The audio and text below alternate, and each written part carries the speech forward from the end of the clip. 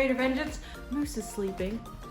And today I'm back at you with another wig review! If you saw my last review, I am in the middle of filming a movie, so I'm kind of short on time, and I decided right now would be the best time to order like 5 wigs in the mail. So I'm kind of doing a bunch of wig reviews at once. So for those of you who might be wondering if I just, changed my shirt and kind of put different makeup on to make it look like it was a different day. No, I didn't do that. I didn't do that at all. Anyways, today we have Sensational's Tiara in the color 1B Matte Lavender. So a little story about this wig here. I actually ordered the T1B Emerald. However, that wig was sold out and they failed to mention that on their site. So I just decided to order this wig in another color, and that color is matte lavender. I am so glad I ordered this wig in matte lavender because look at it.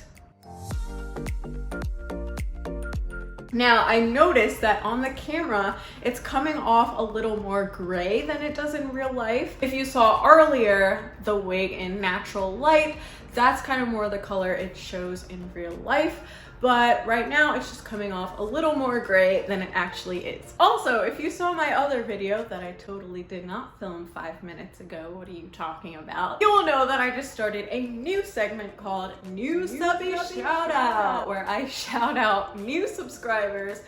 So since I totally did not film this video 5 minutes ago, we actually do not have any new subscribers at the moment. Hello from the future. I am editing right now and we have La Mona Lisa as a new subscriber. Welcome, La Mona Lisa. Thank you so much for subscribing. So I'm gonna stop talking now and jump straight into the review. As for cap construction, as you saw before, 2 clips in the front, 1 in the back. Middle part. In terms of the wig being big head friendly or not, I would say the past 2 wigs I reviewed have not been big head friendly. This one is fitting kind of snug. My head is 22 inches all the way around and it's feeling kind of tight for me. So if you do have a larger head, I would probably say that this is not your wig. However, it does have adjustable straps as well at the bottom, so that might help as well. In terms of shedding and tangling, this is one of the very few wigs that I own that just glides through. Straight out of the box, no shedding, no tangling. This wig does have the benefit of being straight and short. So usually when you have long curly wigs, those are the ones that tend to tangle up more and shed a little more. This one does not, which is a huge plus. In terms of lace, this is what you're getting. Let me get closer so y'all can see the color. It is blending really well into my skin.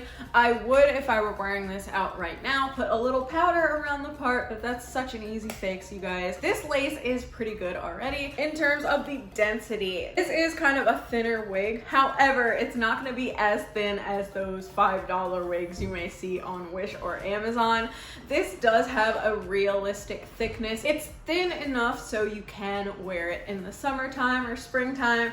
As I said, I live in California and it is hot right now and I'm not really sweating that much. Now moving on to the parting space. Right out of the box, I've watched a couple reviews of this wig on YouTube and I'm always like cringing at the parting space. Now looking at it myself, it's not that bad. I definitely would pluck it. This is what you get straight out of the pack. If you just want a throw and go, I would say just put some powder down the center. I'll show you that a little bit later too. And speaking of the part, it is a center part, but you could easily turn it to the right side or the left side. The only problem with that is this hair is cut into a bob. So if you put the part at the right or left, the hair is going to be super long on one side or the other.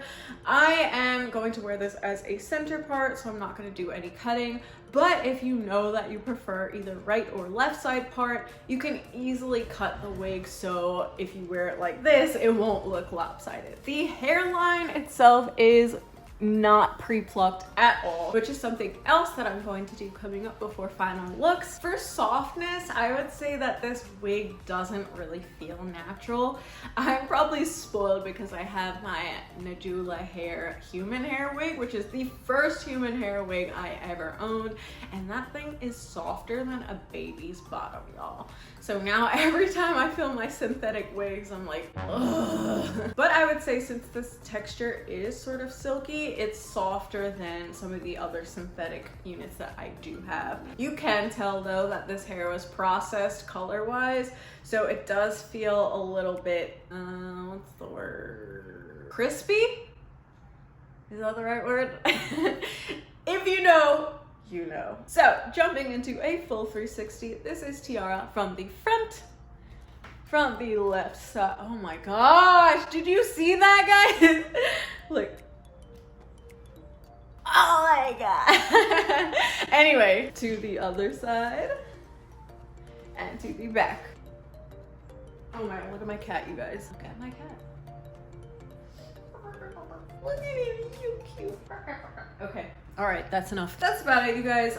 In terms of styling, I'm gonna show you guys a couple looks coming up a little later, but it is heat safe up to 400 degrees. You can curl it if you want, but I'm gonna wear it straight. If you want to put some of the hair up, the dark root kind of hides the wefts a little bit, but it is kind of easy to see the wefts underneath if you style the hair up. That's pretty much all that I have for you guys today. So I will see you next time when I totally will not be filming another video 5 minutes after this one. Thank y'all so much for watching. See you in the next video. Don't forget to like, comment, and subscribe. Thank you. Bye.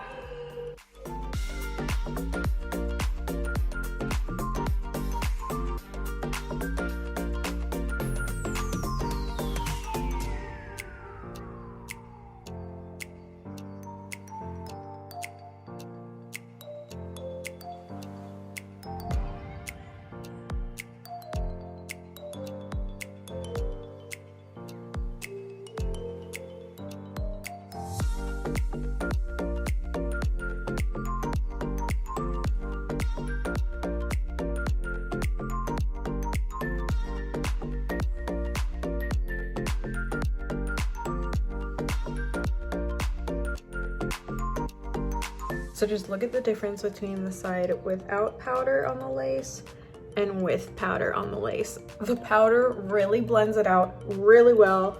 So I'm gonna show you guys the finished look now.